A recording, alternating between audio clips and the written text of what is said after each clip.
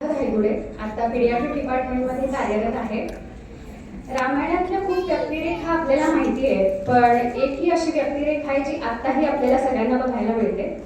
हा मी तुमच्यासमोर एक ललित लेख सादर करते जो लिहिलाय लेखिका मधुरा धायगुडे यांनी.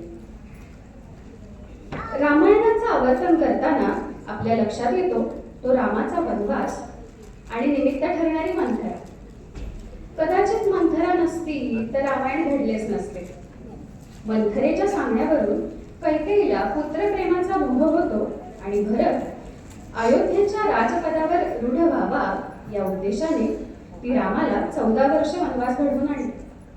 जिथे नाती, मैत्री, प्रेम आहे तिथे तिथे अशा मंथरा असतातच.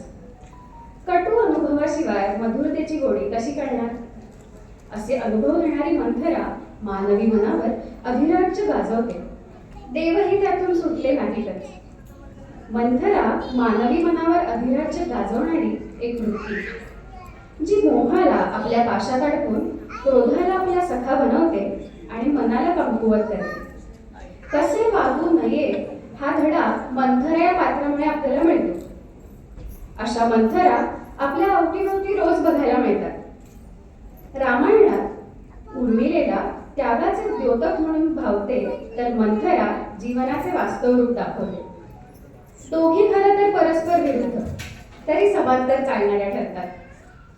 सीतेच्या वनवासाला त्याग व मोह या दोन धाग्यांना धरत श्रद्धा आणि विश्वासाचे दोन धागे मनात रुजवण्याचे काम करतात. रामायणाच्या या पैलूवर सुरू होते ती खरी लढाई. यात वृत्ती त्याची सखी बनते आणि शेवटी असते ती श्रद्धा.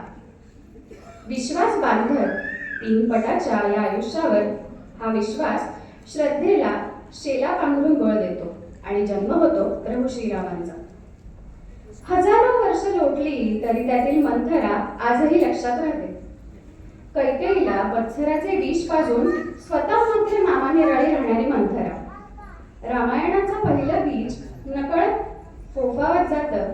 अनेक वादळ पेचवून मोठं होत जातं. सात्विक नात्याची ताटातूट करत वनवास भोगायला लावतं. अशा अनेक मंथरा आपल्या आयुष्यात रोज बघायला मिळतात, पण तिला शरण जायचं की तिच्यावर मात करायची हे आपलं संचित. हा बोध रामायणातील पात्रांकडून मिळतोच. आजही रामायण घडत आहे असे म्हणता येईल, कारण मंथरा तर आहेतच.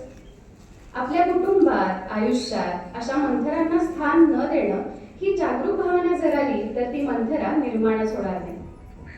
रामायणात रामाचा देवत्वाचा प्रवास, मर्यादा, त्याग याचा मेळ साधत आकाशाकडून भूमीकडे बघायला शिकवते. जोपर्यंत अशा मंथरा आहे तोपर्यंत रामायण घडतच राहील. नकळतपणे आपल्यावर अदृश्य प्रभाव सोडून गेलेली ही मंथरा खरं रामायण घडवते. कारण मंथरा रामायणाची खरी सूत्रधार नाही तर ती केवळ एक वृत्ती आहे. शेवटी सगळं आपल्या मनावरच आणि विचारावरच. धन्यवाद.